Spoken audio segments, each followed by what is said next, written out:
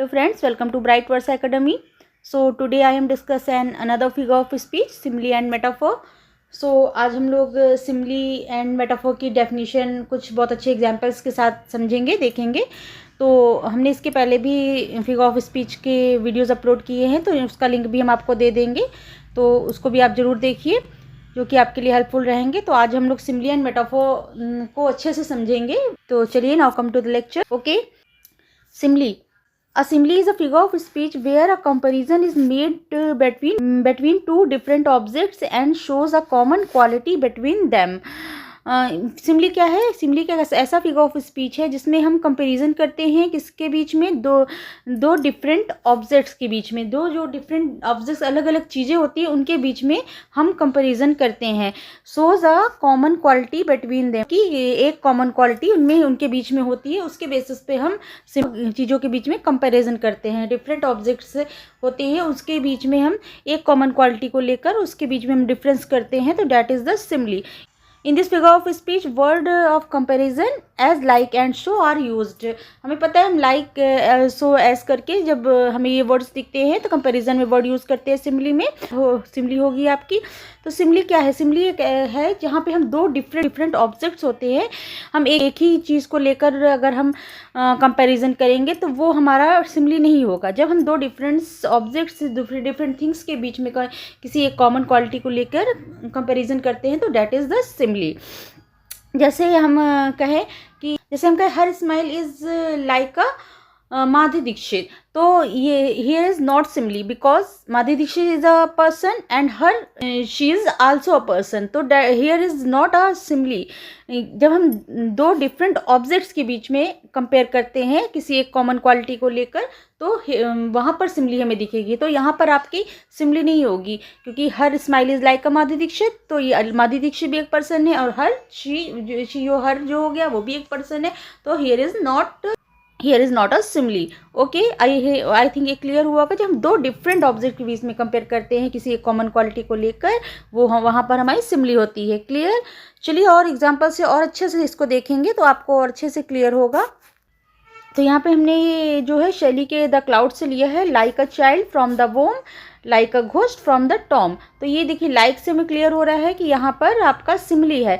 जो देखिए चाइल्ड हो गया, चाइल्ड के वोम से घोस्ट की टॉम, ये there is totally different objects हो गए. यहाँ पे हमें दो अलग अलग चीज़ें दिखाई दे रही हैं, तो यहाँ पर आपका सिमली होगा.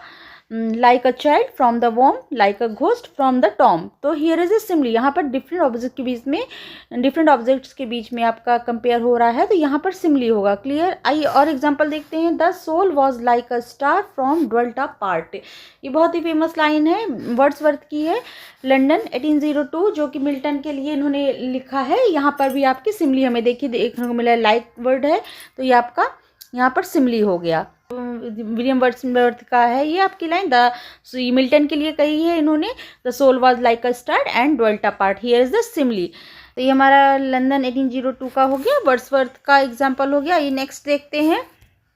These words like daggers inter in my years. जो ये वर्ड्स हैं ये डैगर की तरह मेरे कानों के अंदर एंटर कर रहे हैं. तो यहाँ पे लाइक लगा है, तो यहाँ पर डिफरेंट ऑब्जेक्ट के बीच में कंपेयर कर रहे हैं, तो that is the simile. And like हमें यहाँ पे कंपैरिजन वर्ड दिख रहा है, तो also here is the simile. Okay, और ये हमारा हैमलेट से है. हैमलेट कह रहा है कि ये वर्ड्स हैं हमारे कानों में ऐसे एंटर कर रहे हैं like a dagger. Okay, next example है.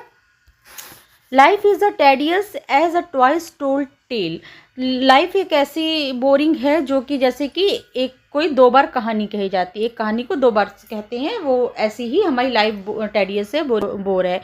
तो ये कहाँ का है? ये भी हमारा king John by William Shakespeare का प्ले है, उससे हमने लिया है. तो ये हमारे एज लगा है, तो ये हमारे किसकी एग्जाम्पल है? ये हमारे सिमली के एग्जाम्पल्स हो गए. तो यहाँ पर जैसे सिमली क्या है, जो हम डिफरेंट ऑब्जेक्ट के बीच में कंपेयर करते हैं एक कॉमन क्वालिटी के बेसिस पर, that is the simile. I hope ये आपको क्लियर हुआ होगा. चलिए अब सिमली हमने देखी, अब हम मेटाफोर को भी देखते हैं साथ में, तो हमें और क्लियर होगा कि दोनों को बीच में हम अंतर कैसे समझ सकते हैं कि सिमली और मेटाफोर के बीच में हम डिफरेंस कैसे कर सकते हैं. ओके, चलिए पहले इसकी डेफिनेशन देख लेते हैं. Metaphor. A metaphor is a figure of speech that makes a direct comparison between two unlike things without the use of like or as metaphor क्या है? एक ऐसा फिगर ऑफ स्पीच है जिसमें हम डायरेक्ट कंपैरिजन करते हैं between two unlike things. Different things होती हैं, अलग अलग दो चीज़ों के बीच में हम लोग डायरेक्ट कंपैरिजन करते हैं विदाउट यूज़ द लाइक और एज। लाइक एज को नहीं, हम इस पर कंपेरिजन वर्ड नहीं यूज़ करते हैं। और दो डिफरेंट जो थिंग्स होती हैं, अलग अलग चीज़ें होती हैं, उनके बीच में हम डायरेक्ट कंपेरिजन करते हैं। That is the metaphor. Okay, it is an implied simile. ये क्या है? एक इम्प्लाइड सिमली होती है। इम्प्लाइड क्या हो गया? आपका आरोपित हो गया। इम्प्लाइड को क्या कहेंगे? आरोपित। इसमें क्या है, क्या करते हैं, एक वस्तु को हम दूसरा बता दिया जाता है। इसमें क्या होता है कि एक चीज़ को दूसरी चीज़ बता दिया जाता है, एक बता दिया जाता है, दूसरा आरोप लगा दिया जाता है। मतलब दूसरी जो चीज़ पर आरोप लगा दिया जाए कि ये चीज़ यही है, ये चीज़ है। तो ये आपका इम्प्लाइड सिमली कहलाएगी। मतलब एक चीज़ को हम दूसरी चीज़ पर आरोपित कर देते हैं।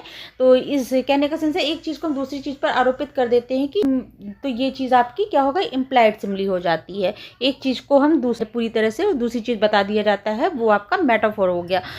और इसमें हम लोग comparison word as like so का यूज़ नहीं करते हैं। मेटाफोर में नहीं यूज़ होता है। बस एक जो चीज़ है का हम कंपेयर दूसरी चीज़ में करते हैं, उसको हम लोग डायरेक्ट कंपैरिजन करते हैं। एक वस्तु को दूसरा बता दिया जाता है, ये आपका मेटाफोर होता है। ये आपका आरोपित कर दिया जाता है एक चीज़ को दूसरे पर।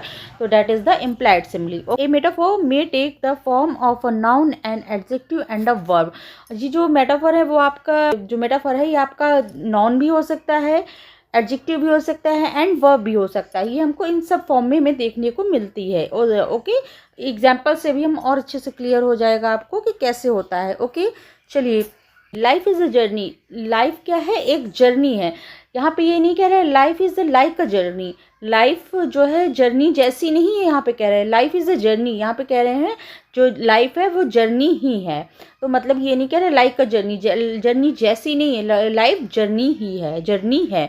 तो यहाँ पर आपको एक चीज़ जो है लाइफ है जर्नी के ऊपर आरोपित हो रहा है। तो ये इम्प्लाइड सिमली हो गई। आपको मेटाफोर दिखाई देगा। इम्प्लाइड सिमली को ही हम मेटाफोर कहेंगे।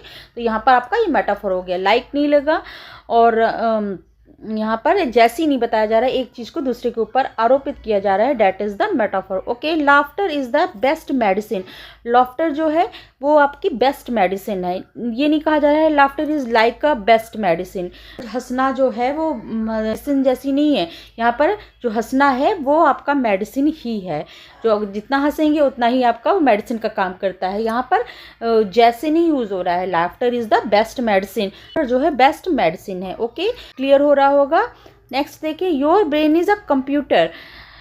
तुम्हारा ब्रेन कंप्यूटर, ब्रेन को कंप्यूटर के ऊपर इम्प्लाइड किया जा रहा है। तो ये एक चीज़ को दूसरे के ऊपर आरोपित किया जा रहा है। तो here is the implied Simli, जो कि आपका मेटाफोर हो गया।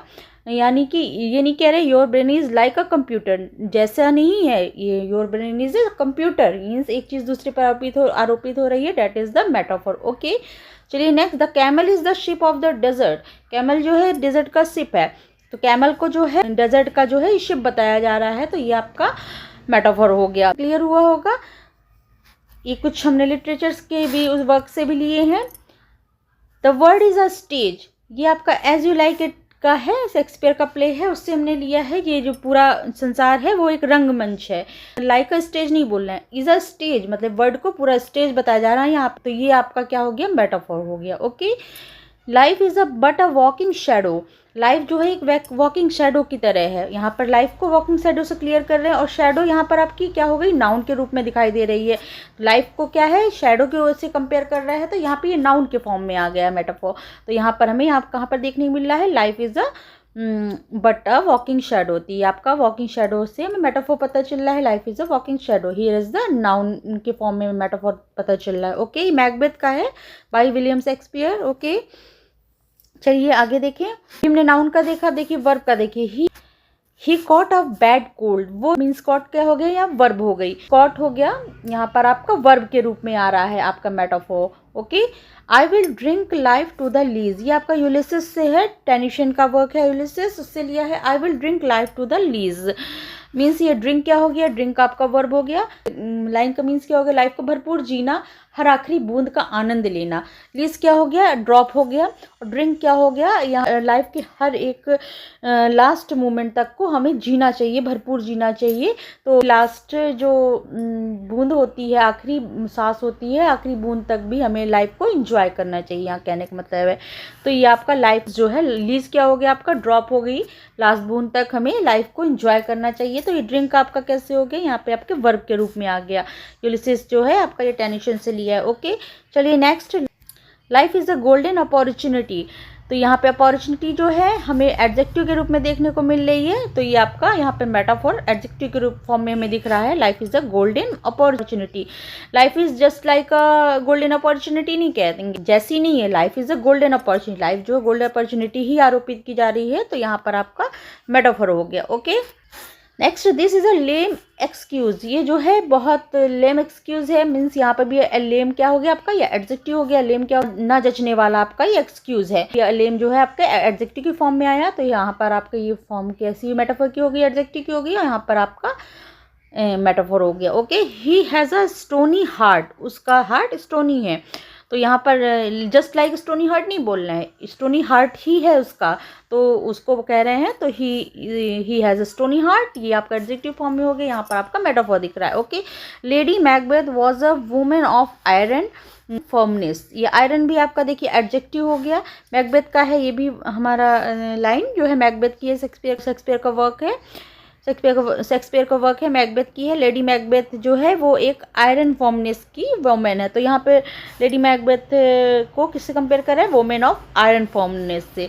तो यहाँ पर आयरन क्या हो गया, ये भी आपका एडजेक्टिव हो गया, एडजेक्टिव फॉर्म में आया है। तो यहाँ पर आपका मेटाफोर हो गया। लेडी मैकबेथ को आयरन फॉर्मनेस के साथ, वोमेन ऑफ आयरन फॉर्मनेस के साथ कंपेयर कर रहे हैं। तो ये आपका क्या हो गया, डिफरेंट ऑब्जेक्ट हो गया। लेडी आयरन पर्सन हो गई, आयरन लेडी मैकबेथ पर्सन हो गई, आयरन क्या हो गया, मतलब उसकी फॉर्मनेस जो है वुमेन आयरन की तरह उसकी दृढ़ है वो। तो ऐसा करके लेडी मैकबेथ को डिफाइन कर रहा है। तो यहाँ पर आपका मेटाफोर हो गया।